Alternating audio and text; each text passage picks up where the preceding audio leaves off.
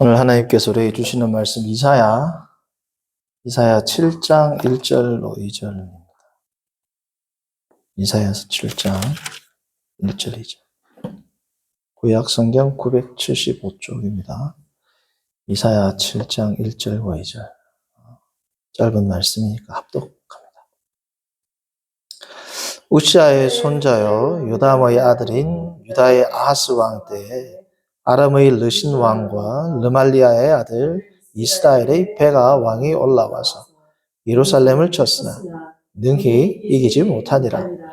어떤 사람이 다윗의 집에 알려 이르되 아람이 에브라임과 동맹하였다 하였으므로 왕의 마음과 그의 백성의 마음이 숲이 바람에 흔들림같이 흔들렸더라. 아멘. 우리가 예전에는 간증을 하는 분들을 많이 뵀습니다. 요즘에는 간증에 대해서 신학적으로 부정적인 의견도 있지만 제가 오늘 말씀드리고자 하는 것은 우리나라가 이제 기독교가 막 발전을 할 때 80년대, 90년대 그리고 2000년 초반까지만 해도 신앙의 위대한 간증을 하시는 분들이 많이 있었죠. 근데 오늘날에는 우리 주위에 정말 하나님께서 이렇게 큰 일을 하셨습니다라는 간증이 찾기가 많이 힘들어졌습니다. 왜 그럴까요? 오늘날에는 정말 하나님의 큰 외적으로 드러나는 것뿐 아니라 어쨌든 어떤 간증거리를 나누는 그러한 교회의 문화가 예전에는 앉아서 이제 성도님들이 교제할 때 하나님께서 내 삶에 이렇게 은밀하게 간섭하시고 일하셨습니다. 라는 고백들이 구역 모임이나 셀 모임이나 그러한 공동체 내에서 빈번하게 있었는데 요즘에는 그렇게 예전에 비해서 많이 줄어들었죠. 그런 간증이 많이 사라진 이유는 뭘까요? 그것은 우리의 시대가 변했기 때문이 아니라 신앙이 변했기 때문이겠죠. 시대랑 관계없이 하나님은 역사하시기 때문에 오늘 우리에게 하나님께서 세밀하게 다루시는 여러 가지 하나님의 은혜와 역사에 대해서 이야기를 하지 않는 것은 그런 것들을 나누지 않는 풍토에 기인하기도 하겠지만 예전보다 간증거리가 많이 없어진 건 사실입니다. 제가 이렇게 신앙 생활을 하고 성도님들과 이야기를 하면서도 제가 느꼈던 바 같아요. 그런가 하면 우리가 신앙생활을 오래 하다 보면 또 어떤 일들이 있어요. 마치 국회에서 요즘에도 지금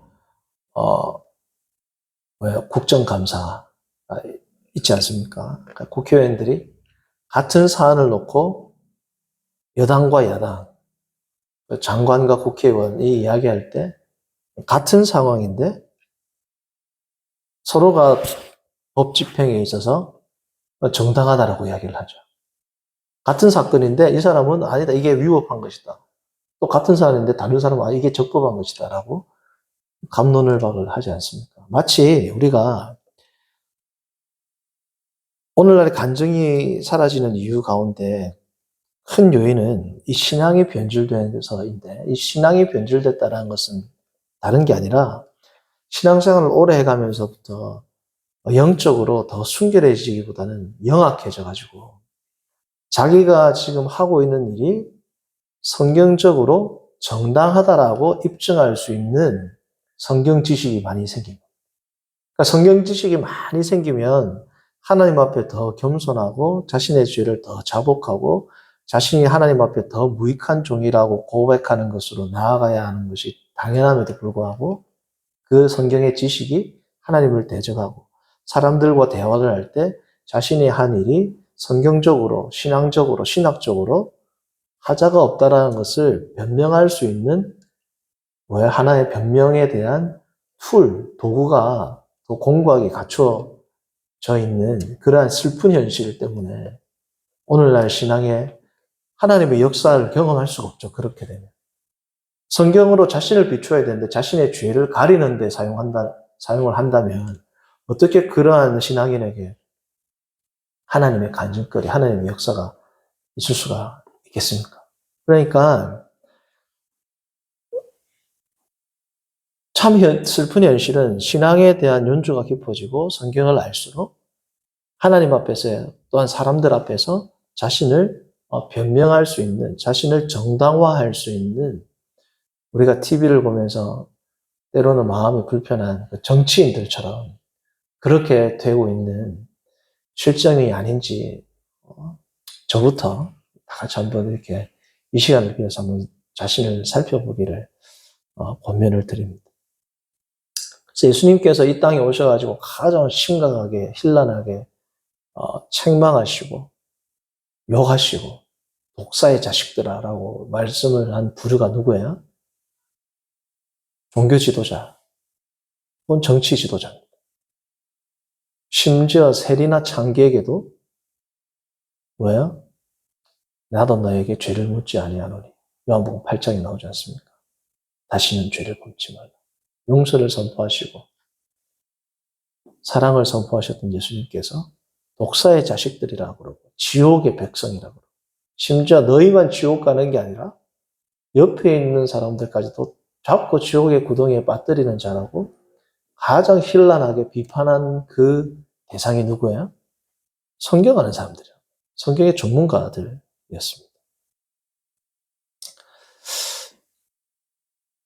신앙의 간증이 사라지는 이유는 주님과 동행하는 것이 아니라 하나님의 말씀을 자신을 치장하는 수단으로 가지고 있기 때문에 그렇습니다.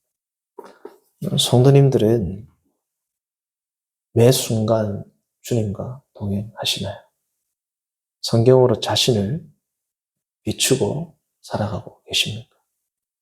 내가 성경대로 성경 중심, 성령 중심, 하나님 중심으로 신앙생활을 하고 있는지를 점검할 수 있는 두 가지 방법이 있어요.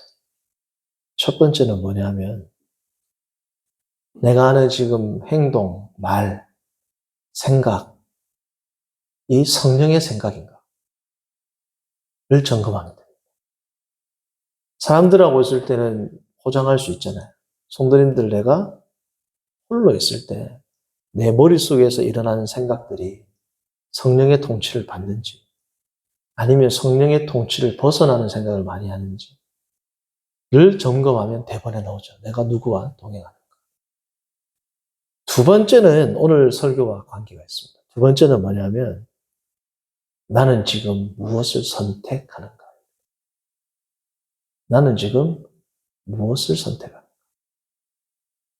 그것이 나의 믿음의 대상이 하나님인지 아니면 세상인지를 판단하는 시금석이 된다. 지금 이사야에서 계속 논하고 있는 게 뭡니까? 인생을 의지하는지 하나님을 의지하는지를 판가름하는 중요한 바로미터가 뭐라는 겁니까? 내가 지금 어떤 선택을 하냐는 걸 보면 알 수 있죠. 한 남성이 어떤 여성을 사랑하는데 말로는 사랑합니다, 사랑합니다. 결혼할 때 딴 여자랑 결혼해요. 그러면 이 사람한테 사랑한다라고 말했던 게 진짜예요, 가짜예요? 가짜죠. 선택할 때 사랑 고백했는데 나중에 뚜껑 열어보니까 저기 있는 갑순이하고 결혼을 한단 말이죠. 그럼 이 갑돌이는 영희를 사랑한 게 아니고 누구를 사랑한 거야? 갑순이를 사랑한 거라고. 그러니까 뭘 선택하는지를 보면 그 사람이 뭘 추구하고 뭘 사랑하는지를 알 수 있습니다. 오늘 우리가 이사야 7장을 말씀을 드리는데 이사야 6장이 이사야에서 전체에서 아주 중요한 장이라고 말씀드렸지 않습니까? 왜요? 이사야 1장에 나와야 될 내용이죠. 이사야가 하나님으로부터 소명을 받는 장면입니다. 그러나 의도를 가지고 이사야가 6장에 있어서 그의 소명의 사건을 기록한 겁니다. 그 이유가 뭐라고요? 이사야를 통하여 이스라엘을 비추어 보고자 하는 이사야의 의도가 있습니다. 부정하고 죄로 가득한 나 이사야가 하나님으로부터 정결함을 경험하고 소명을 위임받았다라면 부정한 이스라엘 백성도 그렇게 될 소망이 있다 없다? 있다라는 거예요. 그래서 이사야 자신의 이 사건을 이스라엘 전체 역사에 투영시키기 위한 하나의 인트로덕션, 하나의 뭐예요? 이 개론으로 뭘 사용한 겁니까? 6장 자신의 신앙 경험을 사용한 거예요. 이게 간증의 뭐예요? 100점짜리 간증이에요. 지금 6장이 사실은 이사야 간증이잖아요. 간증을 하는데 자신을 드러내고 자신을 내세우면 빵점이죠. 이사야의 간증을 보고 와, 이사야가 대단한 경험을 했구나라고 사람들이 이사야에 대해서 대단하다고 보는 사람이 있습니까? 6장을 보면 하나님의 영광이 드러나는 거예요. 하나님의 영광이 이렇구나. 이사야가 당한 이 기적이 어마어마하죠. 이사야는 이렇게 엄청난 기적을 경험했구나라고 물론 읽는 분들도 있겠지만 이 성경의 의도대로 읽으면 6장은 뭐가 극명하게 드러난 겁니까? 이사야의 무능함과 이사야의 자격 없음과 대비되는 하나님의 거룩하심과 영광이 뭐예요? 딱 대비가 되는. 그리고 하나님의 이 영광과 하나님의 섭리와 부족한 자신, 무가치한 자신을 하나님의 사명을 맡은 선지자로 부르시는 하나님의 위대한 섭리와 사랑을 드러내는 게 뭐예요? 6장이라고. 이게 100점짜리 간증이죠. 그러니까 이 간증을, 우리가 간증하는 이유가 뭐예요? 하나님의 영광을 드러내고 모든 성도들로 하여금 나를 변화시킨 그 위대한 하나님의 역사에 동참할 수 있습니다, 여러분. 그 하나님을 여러분들도 만날 수 있습니다. 그 하나님들을 여러분들이 영광 돌릴 수 있습니다. 그것 때문에 한 게 간증 아닙니까? 6장이 그런 의도라는 거죠. 이사야가 자신의 경험을 투영시켜서 누구를 설명하고 싶은 거예요? 이사야가 아니라 이스라엘 백성과 하나님과의 이 섭리, 관계, 회복, 심판, 이 모든 것들을 다루기 위해서 하나의 관문으로, 첫 관문으로, 인트로덕션, 서론으로 기록한 게 뭐다? 6장이랍니다. 그러니까 6장의 전과 후는 엄청난 획기적인 이 뭐예요? 전환점을 가져다 주는 게 6장이에요. 그래서 7장부터는 무슨 내용이 지배하냐면 이사야에게 경험된 이 내용이 이스라엘 역사에 어떻게 투영되는지를 기록해 놓은 겁니다. 이사야 자신의 경험이. 자, 이사야가 경험한 건 뭐예요? 하나님의 영광, 자신의 심판, 그 가운데 회개 가운데 자신의 믿음을 통한 하나님의 회복, 하나님의 회복에 따른 하나님의 소명과 사명, 위임. 이게 지금 스토리죠. 그러면 뭐야? 7장부터 그냥 그게 나온다는 겁니다. 7장부터 66장은 지금 이 이사야의 경험이 이스라엘 백성들에게 어떻게 이사야의 경험이 이스라엘 백성의 경험으로 펼쳐질 것인가에 대한 예언적 선포가 담긴 게 뭐라고요? 7장부터 66장까지란 말이죠. 그래서 7장부터 66장은 크게 세 부분입니다. 첫 번째는 뭐냐? 7장부터 39장까지야. 7장부터 39장까지는 무슨 내용이냐면 이사야가 경험한 이 모든 내용이 총체적으로 나옵니다. 어디부터? 7장부터 39장. 이사야가 경험한 하나님 앞에서의 자신의 무가치함에서부터 소명을 받는 회복까지. 그러니까 자신의 비참함과 회복, 이 6장 전체의 주제잖아요. 이사야에게 일어난 일들이지 않습니까? 주제라기보다. 이사야에게 일어난 일이 자신의 무가치함을 알게 되었고 그 가운데 회복과 소명을 받는 이 내용이 7장부터 39장 전반에 쫙 펼쳐져 있습니다.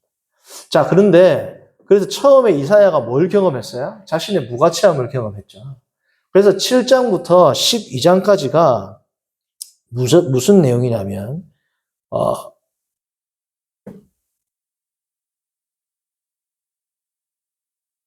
우리의 믿음의 반면교사로 삼아야 할 아하스가 나옵니다. 7장부터 12장까지가. 아하스가 어떻게 하나님 앞에서 믿음으로 살지 못했는가? 마치 이사야가 처음에 뭐예요? 하나님 앞에 나는 죄가 가득한 사람이라고 고백했던 것처럼 아하스가 하나님 앞에서 어떻게 믿음을 배신한 무가치한 존재, 아하스는 어떻게 이러한 하나님 앞에서의 믿음이 없는 삶, 무가치한 삶을 살았는지를 드러내 주는 게 7장에서 12장이에요. 그리고 마지막 36장에서 39장, 지금 첫 번째 파트입니다. 자, 이렇게 하지 말고 일단 큰 덩어리부터 말씀드려요. 7장부터 66장까지는 이사야의 경험이 이스라엘에 투영된다 그랬죠. 7장부터 66장까지를 크게 세 부분으로 나눌 수 있어요. 첫 번째는 뭐냐면 7장부터 39장입니다. 7장부터 39장은 이사야의 경험이 이스라엘 역사 전체에서 어떻게 이스라엘 백성뿐 아니라 열방에 이사야의 경험이 어떻게 세계 역사의 다양한 국면으로 펼쳐지는 것인지를 설명한 게 뭐라고요? 7장부터 39장입니다. 그리고 40장부터 55장까지는 이사야가 자신의 죄악 가운데 제단 숯불로 정결함을 경험하지 않습니까? 그래서 40장부터 55장까지는 어떻게 이스라엘 백성이 정결하게 되는 것인지에 대한 내용이 담겨 있어요. 첫 번째 부분이 7장부터 39장. 이사야의 경험이 전체 이스라엘과 열방에 어떻게 역사적인 지평에서 구현되는가가 7장부터 39장이라면 두 번째 부분에 해당하는 40장부터 55장은 이스라엘 백성이 마치 이사야가 하나님 앞에 회복되듯이 어떻게 회복되는 것인지에 대한 내용이 기록되어 있다. 마지막 뭡니까? 56장부터 66장까지는 이스라엘 백성에게 하나님이 어떻게 회복시키시고 사명을 주시는지, 이스라엘이 어떻게 하나님의 종으로서 사명을 감당할 것인지에 대한 내용이 몇 장부터라고요? 56장부터 66장까지. 그래서 7장부터 66장까지는 총 세 부분인데 첫 번째가 7장부터 39장, 40장부터 55장, 56장부터 66장 이렇게 세 부분으로 나뉘어지게 되는 겁니다.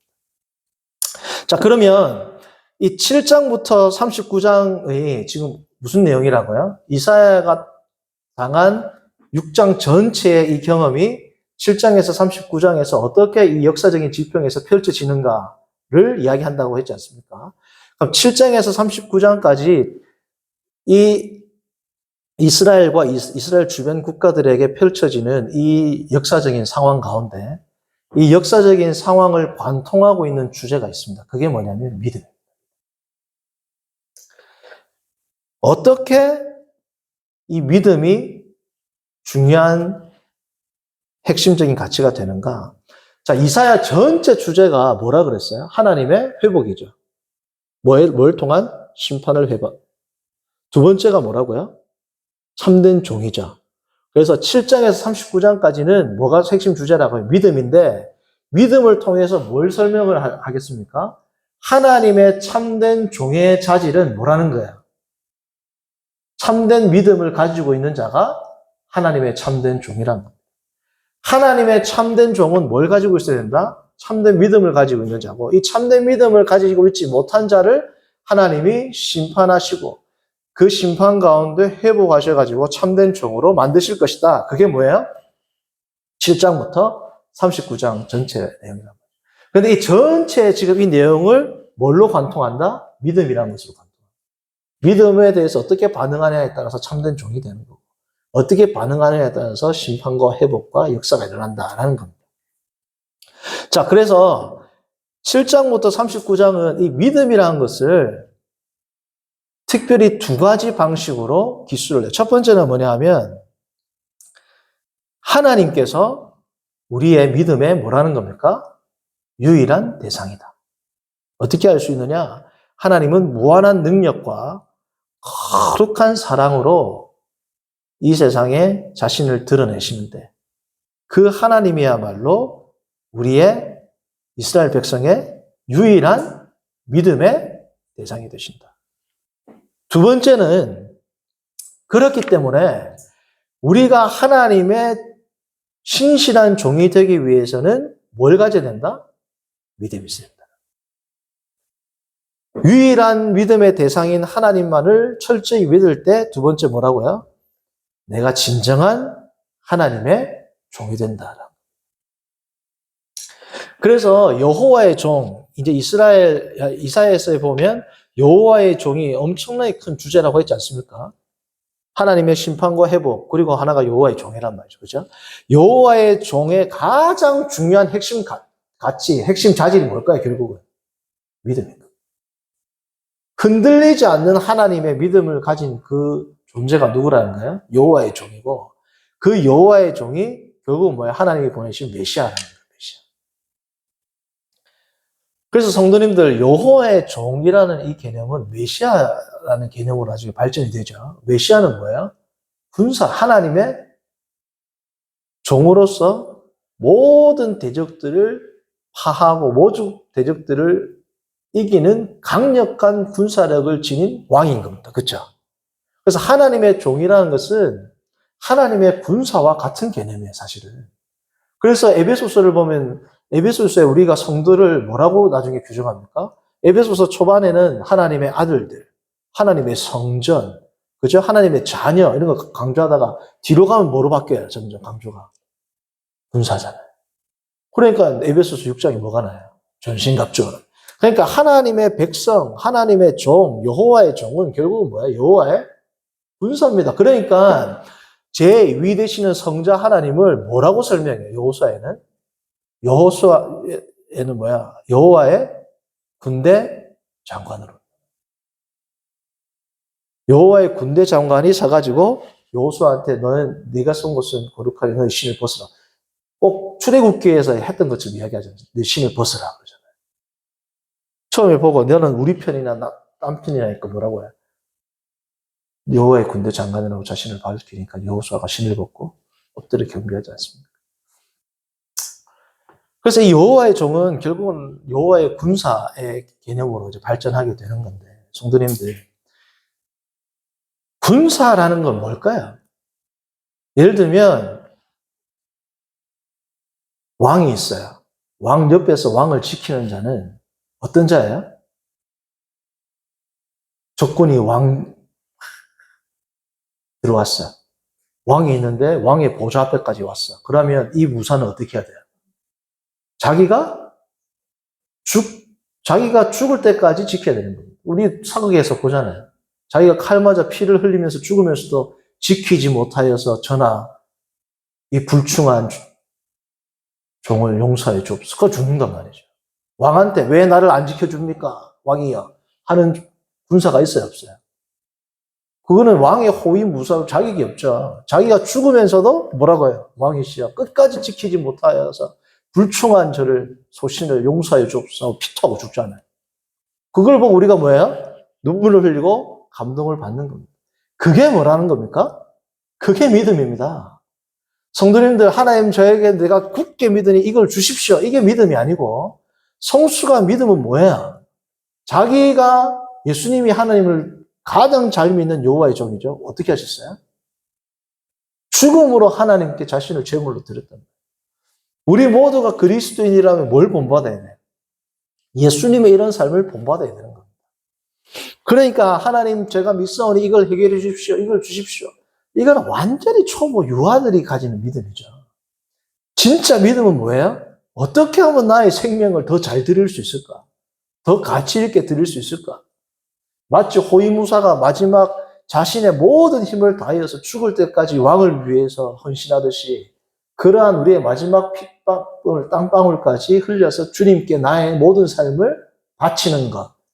그 바치기 위해서 힘쓰며 살아가는 것. 그게 뭐라는 겁니까? 그게 믿음입니다, 성도님들. 그러니까 믿음에 대해서 믿음이 물론 하나님의 가장 좋은 것을 받는 수단이 되죠. 하나님의 가장 좋은 게 뭐예요? 복음서를 보면 성령입니다.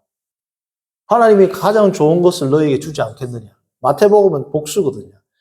복수, 가장 좋은 것들, 여러 개란 뜻이 아니고 장엄복수, 가장 귀한 건 제가 뭐로 쓴다고 했어요? 유대인들의 사고에서. 복수로 씁니다. 하늘이라든지 아주 장엄하고 위대한 것들은 복수로 써요. 그래서 마태는 유대인들에게 썼기 때문에 좋은 것들이라는 복수를 쓴 것이고 누가는 이것을 단수로 성령으로 쓴 겁니다. 그래서 누가하고 마태가 다른 거 말하는 게 아니에요. 좋은 것이라는 단수, 성령이 즉 가장 위대하고 좋은 것이니까 마태복음에는 뭐예요? 좋은 것들이라는 복수를 썼다. 이게 여러 개라서 복수를 쓴 게 아니란 말이에요. 자, 그러니까 하나님이 우리에게 주시는 가장 좋은 것, 성령을 받은 이유는 뭐예요? 나의 모든 것들을 바치기 위해서 뭐가 필요한 겁니까? 성령이 필요하신 거예요. 성령이 필요한 거란 말이에요. 그러니까 성도님들, 가장 좋은 나의 복을 받는 것은 내가 가장 좋은 나의 모든 것들을 바치기 위함입니다. 우리에게 일용할 양식을 주옵시고 하늘에 계신 우리 아버지하고 세계가 하나님 가장 중요한 하나님에 대한 기도죠. 이름이 거룩히 여기게 받으시고 나라에 가임하시고 뜻이 이루어지고 이 세계를 하려면 우리가 살아야 돼 죽어야 돼요. 그러니까 일용할 양식이 필요한 겁니다. 많은 것도 필요한 게 아니에요. 일용할 양식. 오늘 내가 나의 존재에 필요한 양식이라는 뜻이에요. 내가 살아야 하나님을 위해서 헌신할 거 아니야? 그래서 일용할 양식이라는 이 말의 뜻은 하루하루 나에게 필요한 양식이라는 뜻이거든요. 하루하루 나에게 필요한 양식을 구한다는 것은 내가 오늘 필요한 이걸 주세요. 내일 필요한 거는 필요 없습니다. 이런 뜻이 아니고 오늘 하루하루 내가 하나님을 위해서 뭐예요? 살겠습니다. 오늘 내가 하루 하나님을 위해서 나의 모든 삶을 바치려면 내가 살아있어야 돼요. 죽어야 돼요. 그러니까 뭐가 필요해요? 내가 먹고 내가 힘을 낼 수 있는 오늘에 뭐가 필요한 겁니까? 그게 일용할 양식을 달라는 거예요. 다른 이유가 없다면 우리가 먹고 사는 이유가. 하나님의 영광 때문에 먹고 사니까 기도를 할 때 뭐예요? 일용할 양식을 달라는 겁니다. 왜요? 내가 먹고 사는 이유가 딴 이유가 아니고 나라가 이루어지고 뜻이 이루어지고 이름이 거룩히 여김을 받기 위해서 내가 이 한 몸 뭐예요? 던지겠나이다. 그게 주기도문의 핵심 메시지란 말이에요. 그러니까 뭐 지금 믿음을 통해서 내가 무언가를 받고 싶다. 이것은 성도님들 물론 우리에게 필요한 뭔가가 있죠. 그런데 성도님들 그 뭔가가 필요한 걸 기도했는데 안 들어주면 그거는 지금 하나님 볼 때 내가 안 필요한 겁니다. 그렇죠? 난 당장 이거 없으면 죽을 것 같아도 하나님 보실 때는 필요한 게 아니란 말이에요. 믿음의 눈을 열어서 조금만 스펙트럼이 열리고 믿음의 눈을 보면 게하시가 믿음의 눈이 없을 때는 얼마나 두려웠어요. 그러나 엘리야입니까? 엘리사입니까? 엘리사는 믿음의 눈이 딱 보이니까 불병거가 보니까 두려움이 없지 않습니까? 진짜 중요한 거에 뭔지를 보이면 이 작은 것들로 인해서 내가 일희일비할까 안 할까요? 안 한단 말이죠. 그게 뭡니까? 오늘 말씀의 제목인 하나님을 신뢰하는 믿음이라. 하나님을 신뢰하는 믿음은 딴 게 아니고 하나님 주세요가 아니고 내가 어떻게 하나님께 나의 모든 것을 바칠까? 이게 뭐예요? 하나님을 신뢰하는 믿음의 특징입니다. 특징. 이 믿음으로 이 삶의 태도로 나의 모든 삶이 규정되어 있다면 내가 뭐 없고 내가 예를 들면 사업이 힘들고 내가 힘들다고 해서 뭐가 달라질 게 있어요? 내가 재물이 많고 사업이 잘 나갈 때나 내가 힘들고 재물이 없을 때나 내 한 몸 하나님께 바친다라는 이 입장은 동일해요? 안 동일해요? 그러면 돈이 있고 없고 무슨 상관이 있냐고요. 내가 사업이 망하든 사업이 잘 되든 무슨 의미가 있어요? 내 한 몸을 하나님께 바칠 건데. 돈이 많으면 많은 재물로 바치는 거고 없으면 없는 대로 바치는 거고 사업이 망하면 망하는 대로 헌신하는 거고 있으면 있는 대로 하는 거고 어차피 나는 나의 존재 일용할 양식으로 내가 먹고 마시는 힘으로 하루를 살아서 하나님께 영광 돌리는 거예요. 그것 때문에 필요한 게 밥이고 그것 때문에 필요한 게 양식이고 그것 때문에 필요한 게 직업이고 그것 때문에 필요한 게 직장이고 그것 때문에 필요한 게 돈이란 말이죠. 그러니까 그 돈이 없다고 해서 사업이 망했다고 해서 내가 오늘 하루 하나님을 위해서 살 수 없는 게 아니란 말이에요. 그렇죠? 그러니까 재물이라든지 나의 필요한 것들은 필요한 게 아닙니다. 하나님이 안 주면 안 필요한 거라니까요. 그건. 아이가 아무리 울어도 안 필요하면 엄마가 줘야 안 줘요. 갓난 아이들이 떼 쓴다고 어머니가 다 줍니까? 아이가 엄마 내 지금 초콜릿 먹고 싶고 줍니까? 밥 주지. 그렇죠? 그러니까 이 믿음으로 나의 모든 삶이 점철되어 있고 똘똘 뭉쳐 있으면 나의 외적인 상황과 지금 나와의 하나님의 관계는 변할 게 없습니다. 자, 그 믿음을 목표로 살아가는 게 성도가 추구하는 믿음이라는 겁니다. 자, 그러니까 지금 우리가 보고 있는 이 7장의 시작은 뭐라고요? 믿음의 이제 아까 말하려고 했던 내용을 이야기하는 겁니다. 첫 번째 파트인 7장부터 39장은 또 3개로 나누어져요. 자, 7장부터 66장이 3개로 나누어진다고 그랬죠. 7장부터 39장, 40장부터 55장, 56장부터 66장까지 나누어지는데 이 7장부터 39장까지도 3부분으로 나누어지는 겁니다. 첫 번째는 뭐냐? 믿음의 잘못된 예예요. 7장부터 12장. 그게 누구라고요? 아하스. 믿음에 잘된 예도 있겠죠? 그게 36장에서 39장까지 누구예요? 히스기야입니다. 그러니까 처음에 반면교사, 믿음의 반면교사인 아하스가 나오고 마지막 36장에서 39장까지 누가 나온다? 참된 믿음의 교사 본보기가 되는 히스기야가 나와요. 그러면 중간에 나오는 13장에서 35장은 뭐가 나올까요? 믿음이 뭐냐? 믿음의 잘못된 예, 믿음의 모범적인 예, 가운데 나온 내용은 뭘까요? 믿음의 본질을 이야기하는 겁니다. 뭐가 잘못된 예고, 뭐가 참된 믿음의 예인지를 하나님께서 수많은 역사적인 상황들, 바벨론, 이스라엘, 두로, 시돈, 모압, 다메섹, 수많은 예를 들어가면서 참된 믿음은 이것이고, 잘못된 믿음은 이것이고, 잘못된 믿음은 내가 이렇게 심판하고, 그럼에도 불구하고 나는 참된 믿음을 주기 위해서 이렇게 회복하고, 이렇게 내가 너희들을 역사의 지편 가운데 이사야의 이 경험을 다 어떻게 투영시켜서 설명을 한단 말이에요. 그래서 7장부터 39장까지 내용은 뭐라고요? 믿음의 잘못된 예, 그리고 마지막은 믿음의 참된 예, 가운데는 뭐예요? 믿음이 뭐냐? 그거를 설명하는 삼중 구조로 7장부터 39장까지가 이루어져 있다는 겁니다. 자, 그러면 7장의 시작인 오늘 7장 1절, 2절을 읽었는데 지금 역사적인 상황은 뭐예요? 제가 예전에도 말했듯이 지금 아수르가 디글랏 빌레셋 3세가 이제 딱 들어서 가지고 엄청나게 강력하게 돼가지고 지금 위에서부터 쫙 진군하는 확장 정책을 펴고 있어요. 자, 강대국이 딱 서가지고 쫙 내려와요. 자, 그러면 약소국은 어떻게 할까요? 두 가지밖에 없습니다. 항복하든지. 어떻게 해요? 혼자 안 되니까 뭉쳐가지고 대항하는 겁니다. 자, 뭉쳐서 대항하는 전략을 짠 게 누구냐면 오늘 7장 1절 2절에 나오는 아람 왕 수리아, 아람과 원래는 정통적인 강호가 어디였어요?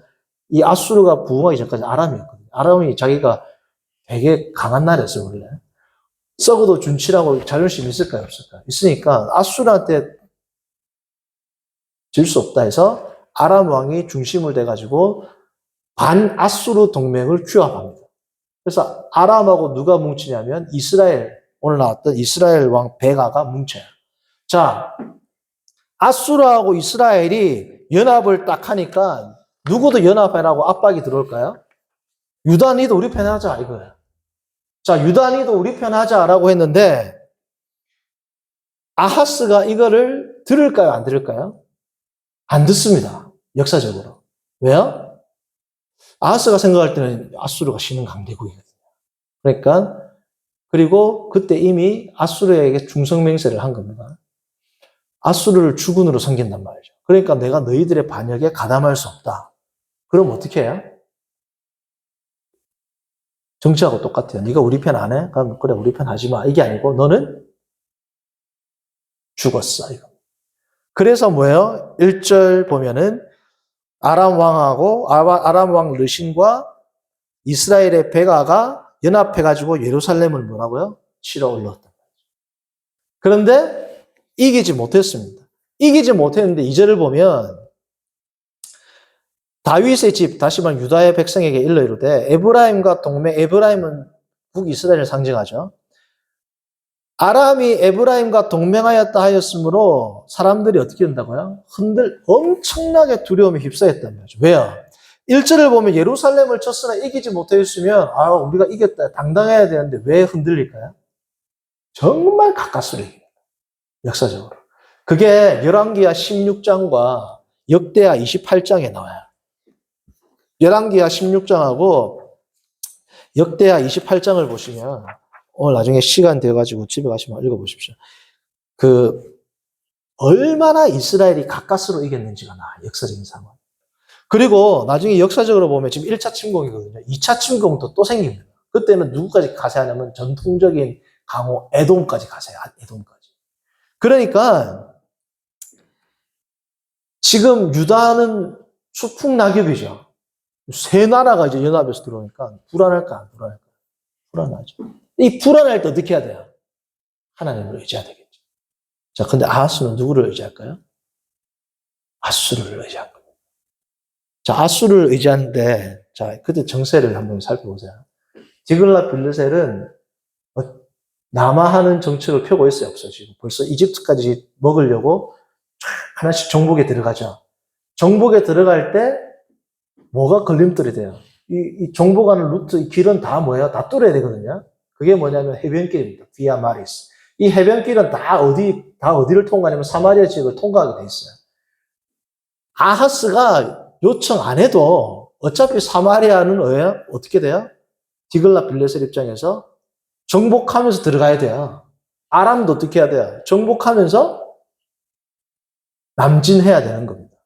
그런데 아하스가 부탁 안 해도 내려갈 거예요, 어차피. 근데 아하스가 돈까지 줘가면서 조공까지 바쳐주면서 사마리아를 무찔러 주세요 하니까 디글랏 빌레셀은 어떨까요?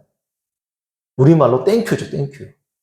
어차피 저것들 내가 다 정리하고 내려가야 될 건데 유다왕이 와가지고 막 돈하고 다 바치면서 저것들 우리 괴롭히니까 무찔러 주세요. 그러니까 디글랏 빌레셀 입장에서 뭐예요? 완전 땡큐인 겁니다. 그래가지고 어떻게 해요? 도와주고 물리친단 말이죠. 자, 그런데 정치적으로는 이렇게 보는 게 가능하죠. 근데 유다가 하나님께서 항상 너희는 인생을 의지해라 그래서 하나님을 의지해라 그랬어요. 하나님을 의지해라 그랬는데 인생을 의지하니까 한두 번, 세 번, 네 번 이렇게는 해결이 돼야 안 돼요. 되죠. 근데 나중에는 인생을 의지한 결과가 뭐예요? 유다가 어떻게 됩니까? 망하잖아요. 50년, 100년, 200년, 이렇게는 가게 보여요. 200년까지도 못 갔죠. 740년, 586년 빼면. 어쨌든 한 150년 정도. 그쵸? 그 정도의 기간이 지나가지고 뭐예요? 결국은 망한단 말이에요. 몇 번은 뭐예요? 한숨 돌릴 것 같고, 몇 번은 어떻게 해결되는 것 같지만, 전체적인 인생으로 봤을 때, 여호와를 의지하지 않고 인생을 의지하는 인생은 어떻게 된다?